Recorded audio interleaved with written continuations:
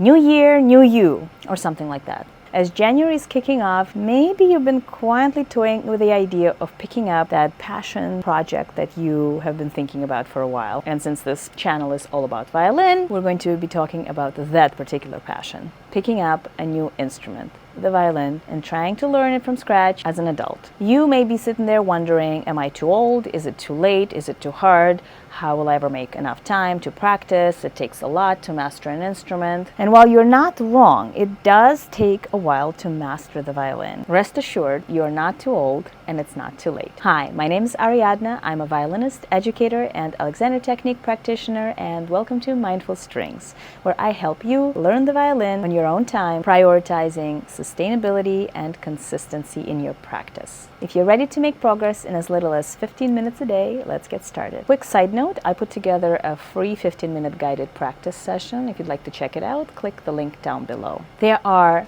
multiple components to learning a musical instrument. We've got technique, we've got music literacy, which has to do with reading music, and we have ear training. Now, I grew up in St. Petersburg, Russia, where I went to a music school starting at age 5. And from the get-go, we had twice a week 45-minute lessons, as well as twice a week music theory and ear training classes. A couple of years later, this was supplemented by piano as secondary instrument, orchestra, violin ensemble, and choir. So, in Russian culture, it was pretty common to get a kid immersed in one particular thing, whether it was art, sports, music, ballet, and you would just do that one thing. While I'm grateful for my education, there were definitely gaps in it that took me most of my life to fill, but I do believe that it's made me a better teacher. So I'm here to share with you what I've learned and hopefully make your journey a little bit smoother than mine was. So let's talk about these different things. Violin technique. It starts with knowing how to pick up the instrument, how to hold it, which is a multi-part thing because there's the violin and then there's the bow. And the bow hold itself is a pretty complex thing. As you start getting the hang of it, you work on making sound. Producing a quality tone takes a bit of practice and building your skill. Then comes the left hand and learning what the notes on the violin are, where to put your fingers,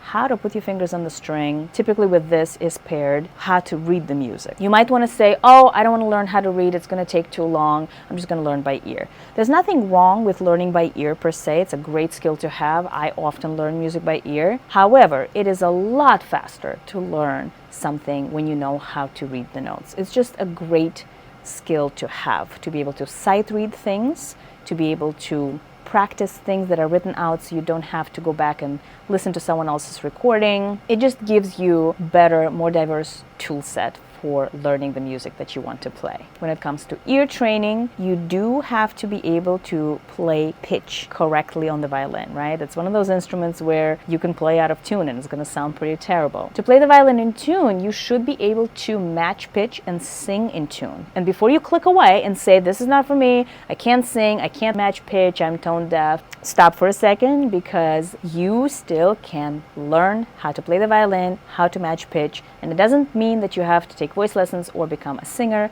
Not at all. When I was growing up, they auditioned us 5-year-olds at the music school, and the requirement was that you have to be able to match pitch naturally and you have to be able to replicate a rhythmical pattern by clapping. If you couldn't do those things, they did not accept you. I am here to tell you that you don't necessarily have to have those skills from birth. You can develop those skills. You might need a little bit extra time and patience, but it's completely doable. I have watched one of my voice mentors work with someone off the street who claimed that they could not match pitch, and within 20 minutes she was able to get them improving in the connecting their ear to their voice. And this is essentially what we have to do with violin. We have to be able to connect your ear to your voice to your fingers. And while it's easier to work on your ear training with someone else, a teacher who can give you feedback immediately whether you are off pitch or singing a correct sound or playing a correct sound on violin, there are ways you can practice this on your own. Stay tuned for more videos on that. One of the biggest things that I've learned as a teacher and a student is that the key to success lies in very intentional practice. It's important that the practice system that you create works for your brain. If you have ADHD, like I do, if you're neurodivergent in any way, there have to be strategies to make practice interesting and motivating so that you can keep going. My own practice waxes and wanes. There are days when I'm less motivated. There are days when I'm really motivated and it's all I want to do.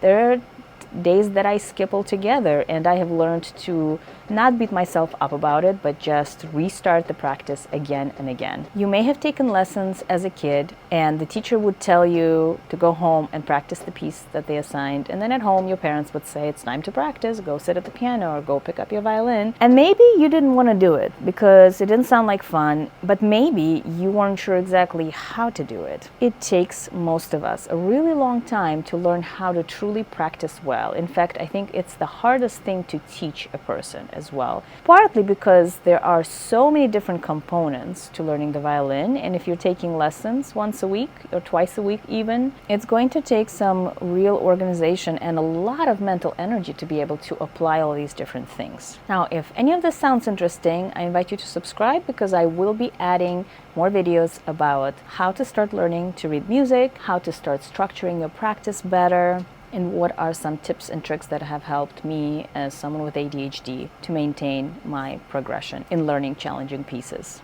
The conclusion is, it's not too late, you're not too old, and I invite you to step into your violin sanctuary, give yourself the gift of music.